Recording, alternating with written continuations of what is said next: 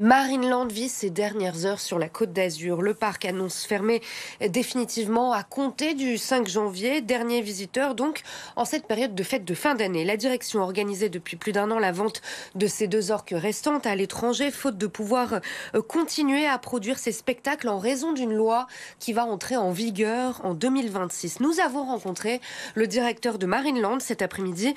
Première prise de parole après une longue année de silence médiatique. Écoutez Pascal Picot.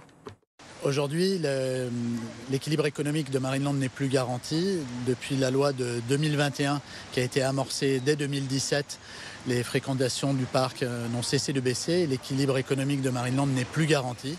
Et donc on se voit donc contraint d'envisager la fermeture de Marineland. Vous savez, Marineland agit en responsabilité par rapport à cette loi et le plan de relocalisation est en cours. Mais aujourd'hui, on parle de plus de 150 animaux sans compter les aquariums. Et si vous rajoutez les aquariums, on parle de plus de 4000 animaux. Donc c'est un plan colossal. Notre priorité, c'est démarrer les discussions avec les partenaires sociaux afin de trouver les meilleures solutions pour les salariés du parc.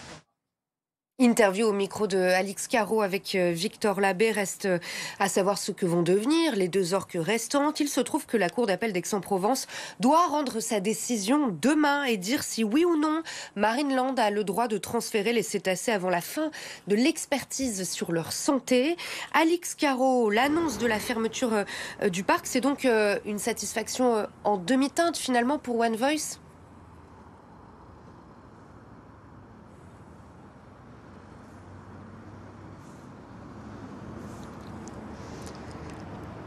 Oui, Pauline, une annonce de fermeture surprise 1 an avant la date de l'interdiction des spectacles de cétacés.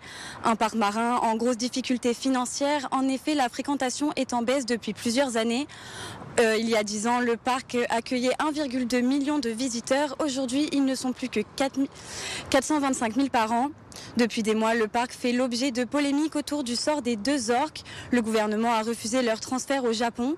Les associations, elles, souhaitaient que Wiki et Keijo aillent dans un sanctuaire marin au Canada. Mais c'est finalement l'Espagne qui devrait les accueillir. Une décision concernant le transfert ou non de ces 2 animaux est attendue demain. Marineland déclare faire le nécessaire pour trouver de nouvelles structures pour les 150 espèces d'animaux encore présentes dans le parc. L'association One Voice est inquiète pour leur avenir. Nous sommes très inquiets. Wiki et Keijo sont malades. Nous l'avions dit des 2 autres membres de leur famille qui sont morts ces derniers mois. Il faut qu'ils soient soignés. Il ne faut pas qu'ils soient envoyés dans un autre delphinarium. Ce n'est pas l'esprit de la loi. Nous sommes encore une fois prêts à travailler avec le ministère et avec Marineland. Mais pourquoi avoir laissé passer tout ce temps? On savait que Marineland allait fermer. Pourquoi laisser les choses traîner? Pour les vendre au plus offrant derrière, à une vie de captivité, et c'est l'ensemble des animaux qui sont concernés. Donc beaucoup de colère, on pourrait dire que c'est une victoire, mais c'est surtout beaucoup de colère de notre part, parce que ce n'est pas la fin de la captivité pour tous les animaux qui sont là à Marineland. L'association prévoit de se mobiliser devant le parc ce soir. Et on suivra ça. Merci beaucoup, Alix Caro, devant le Marineland d'Antibes. La réaction également ce soir du maire Les Républicains d'Antibes, Jean Leonetti, qui est resté plutôt silencieux, on peut le dire, au sujet de Marineland ces derniers mois. Il dit ce soir dans un communiqué: la fermeture de Marineland est une mauvaise nouvelle pour notre territoire qui remplit de tristesse les élus. Il accuse aussi l'État de ne pas avoir trouvé de solution de sanctuaire, plutôt de ne pas laisser le temps à la reconversion. La réaction également ce soir du député Les Républicains d'Antibes, Éric Pauget. J'estime que cette décision non concertée de Marineland pourrait avoir des conséquences catastrophiques, je le cite, pour l'économie azurienne, pour des familles qui vont se retrouver sans emploi. Voilà donc des délais trop courts pour faire appliquer la loi de 2026 interdisant les spectateurs de cétacés, et pas le temps au parc d'organiser sa reconversion.